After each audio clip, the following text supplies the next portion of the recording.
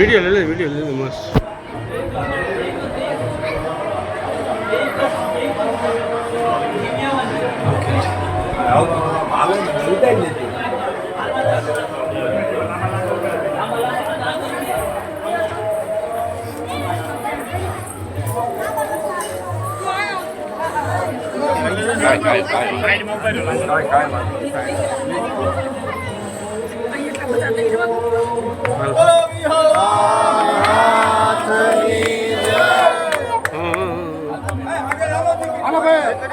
હાલો હાલો બસિંદા માલ બાજુ હાલો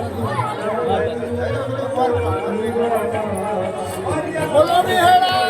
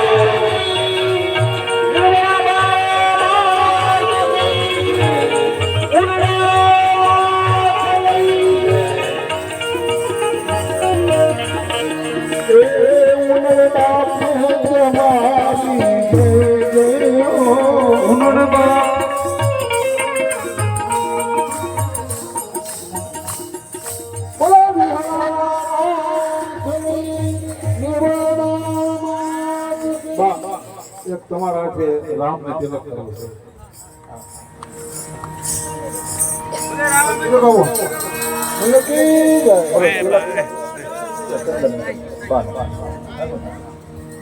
और कर दो बस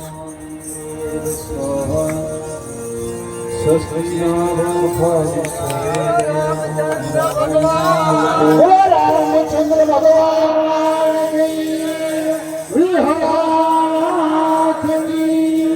शोभनाथ महादेव निर्मला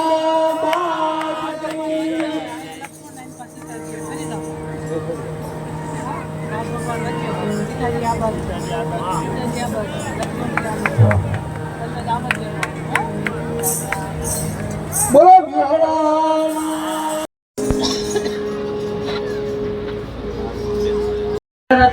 દર્શન કરી આવ્યા હશે અને જે બાકી હોય હતું જાજો અયોધ્યા એવું એક સંકલ્પ રાખજો.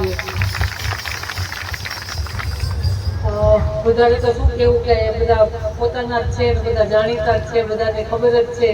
અવારનવાર હું જે બોલતી હોઉં છું કે આપણે સનાતની થઈ ને સનાતની બની રહી એ જ આપણે સૌએ ધ્યાન રાખવાનું છે. આપણે સનાતન ધર્મ તો આદિ અનાદિકાળથી હતો છે અને રહેશે, એનો વાળ કોઈ વાંકો કરી શકે એમ નથી.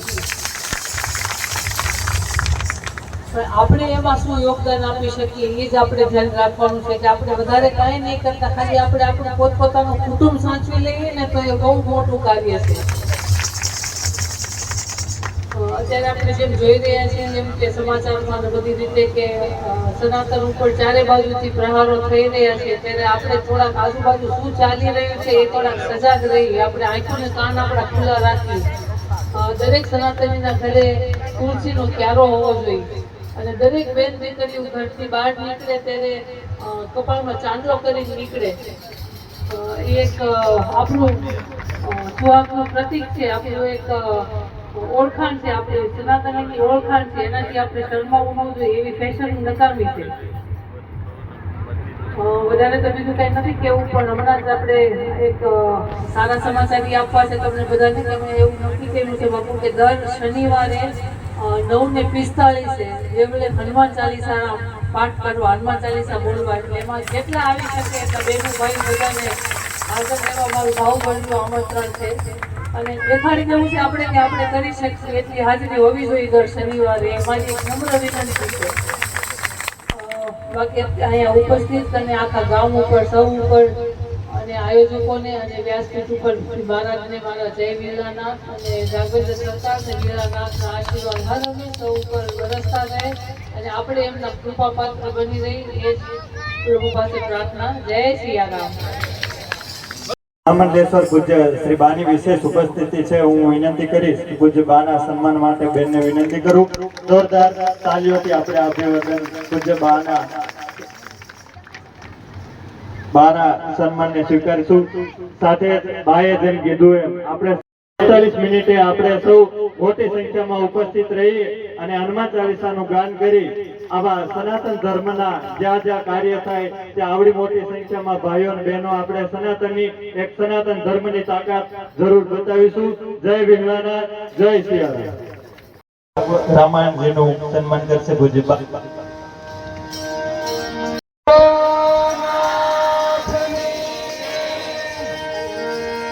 સોમનાથ મહાદેવ ઓમ નમઃ પાર્વતી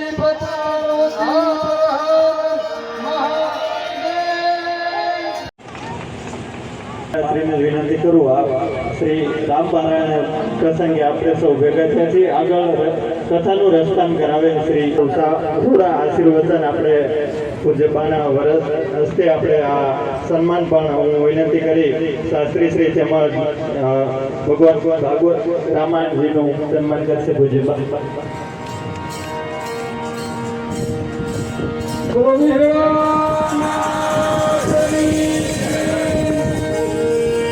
સોમનાથ મહાદેવ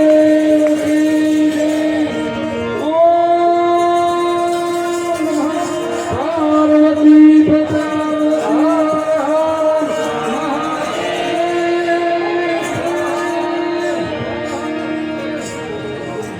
આજે કળિયુગમાં પરમાત્માના નામ સ્મરણ અને કીર્તન ગાન શ્રવણ માત્રથી જન્મો જન્માંતરના થયેલ પાપનો તક્ષણ નાશ થાય છે.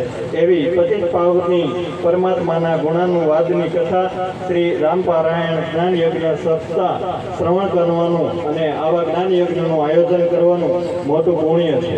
જેમ ગંગા, સ્વર્ગ, મૃત્યુ અને પાતાળ ત્રણેય લોકને પાવન કરે છે, તેમ ભગવાનની કથા શ્રોતાઓ, વક્તા અને જ્ઞાન પ્રાપ્તિ માટે પ્રશ્ન પૂછનાર જિજ્ઞાસુઓ કે આયોજકોને પાવન કરે છે. શ્રી વ્યાસજીના મુખેથી નીકળે શ્રી ભગવદ્ ગુણાનુવાદ શ્રવણ કરવાનું કોને ન ગમે? એ તો અમૃત રસ છે, જેનું પાન સુખજી, સુખજી, વ્યાસજી, તુલસીદાસજી અને ભગવાન શિવે પણ સતત કર્યા કર્યું છે. આપ પણ સૌ પ્રેમથી કથાનું શ્રવણ કરજો અને તેમાં વર્ણવાયેલા આચારો જીવનમાં ઉતારજો અને અવતારી મહાપુરુષોના ચરિત્રોનો બોધ જીવનમાં ગ્રહણ કરજો એવી અપેક્ષા આપ સૌ પાસે રાખીએ છીએ. આ સુપ્રસંગે પરમ કૃપાળુ પરમાત્મા શ્રી રાઘવેન્દ્ર સરકાર અને પરમ પૂજ્ય શ્રી વિહળાનાથ આપ સૌની કર્મ ભાવના દ્રઢ કરે, આપના હાથે સત્કાર્યો થતા રહે અને આપણું માનવ જીવન ધન્ય બને એવા શુભ આશીષ પૂજ્ય બાપ સૌને પાઠવી રહ્યા છે. શ્રી રામચંદ્ર ભગવાન કી જય, વિહળાનાથની જય, સત્ય સનાતન ધર્મની. સોમનાથ મહાદેવ કી જય.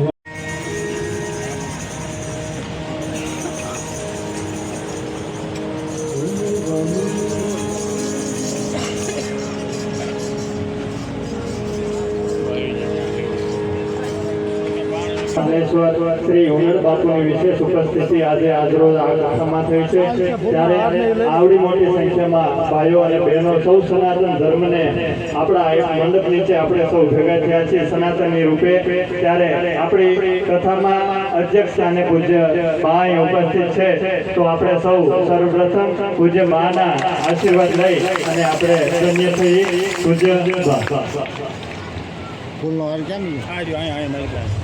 જય વિહળાનાથ.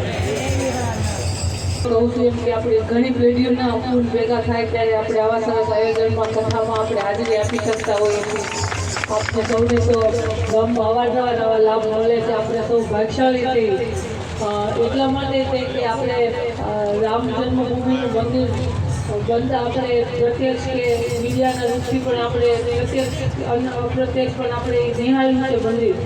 આમાંથી ઘણા તો ત્યાંથી દર્શન કરી આવ્યા હશે નથી, બાકી હોય હતું જાજો અયોધ્યા એવું એક સંકલ્પ રાખજો.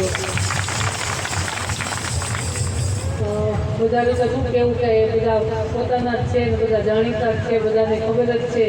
અવારનવાર હું જે બોલતી હોઉં છું કે આપણે સનાતની થઈને સનાતની બની રહીએ, એ જ આપણે સૌએ ધ્યાન રાખવાનું છે. આપણે સનાતન ધર્મ તો આદિ અનાદિકાળથી હતો છે અને રહેશે, એનો વાલ કોઈ વાંકો કરી શકે એમ નથી. પણ આપણે એમાં શું યોગદાન આપી શકીએ એ જ આપણે ધ્યાન રાખવાનું છે કે આપણે વધારે કાંઈ નહીં કરતા, ખાલી આપણે આપણું પોતપોતાનું કુટુંબ સાચવી લઈએ ને તો એ બહુ મોટું કાર્ય છે. અત્યારે આપણે જેમ જોઈ રહ્યા છીએ એમ કે સમાચારમાં બધી રીતે કે સનાતન ઉપર ચારે બાજુથી પ્રહારો થઈ રહ્યા છે, ત્યારે આપણે થોડાક આજુબાજુ શું ચાલી રહ્યું છે એ થોડાક સજાગ રહી, આપણે આંખોને કાન આપણા ખુલ્લા રાખી. દરેક સનાતનીના ઘરે તુલસીનો ક્યારો હોવો જોઈએ અને દરેક બેન બેકરીઓ ઘરથી બહાર નીકળે ત્યારે કપાળમાં ચાંદલો કરીને નીકળે. એ એક આપણું સુહાગનું પ્રતીક છે, આપણું એક ઓળખાણ છે, આપણે સનાતનની ઓળખાણ છે. એનાથી આપણે શરમાવું ન જોઈએ, એવી ફેશન નકામી છે. વધારે તો બીજું કંઈ નથી કહેવું, પણ હમણાં જ આપણે એક સારા સમાચાર આપવા છે તમને બધાને. તમે એવું નક્કી કર્યું છે બાપુ કે દર શનિવારે 9:45 દેવલે હનુમાન ચાલીસા પાઠ કરવા, હનુમાન ચાલીસા બોલવા. એટલે એમાં જેટલા આવી શકે એટલા બહેનો ભાઈ બધાને હાજર રહેવા મારું ભાવભર્યું આમંત્રણ છે. અને દેખાડી દેવું છે આપણે કે આપણે કરી શકીએ એટલી હાજરી હોવી જોઈએ દર શનિવારે, એમાં એક નમ્ર વિનંતી છે.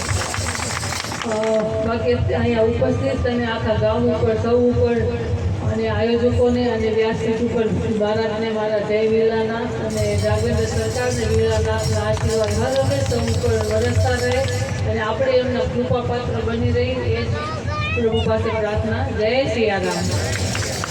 બેનને વિનંતી કરું, જોરદાર તાલીઓથી આપણે અભિવાદન પૂજ્ય બાના સન્માનને સ્વીકારશું. સાથે ભાઈએ જેમ કીધું એમ આપણે સૌ સનાતન ધર્મ માટે છીએ અને હવે એક પણ શનિવાર એવો બાકી ન રહે કે હનુમાન ચાલીસાનું ગાન કરવા શક્ય હોય એમના ભાઈઓ અને બહેનો મોટી સંખ્યામાં આપણા વિશ્વવંત બાપુની જગ્યા ખાતે દર શનિવારે સાંજે 9:45 આપણે સૌ મોટી સંખ્યામાં ઉપસ્થિત રહીએ અને હનુમાન ચાલીસાનું ગાન કરી આવા સનાતન ધર્મના જ્યાં જ્યાં કાર્ય થાય ત્યાં આવડી મોટી સંખ્યામાં ભાઈઓ અને બહેનો આપણે સનાતનની એક સનાતન ધર્મની તાકાત જરૂર બતાવીશું. જય વિરલાનાથ, જય સિયારામ.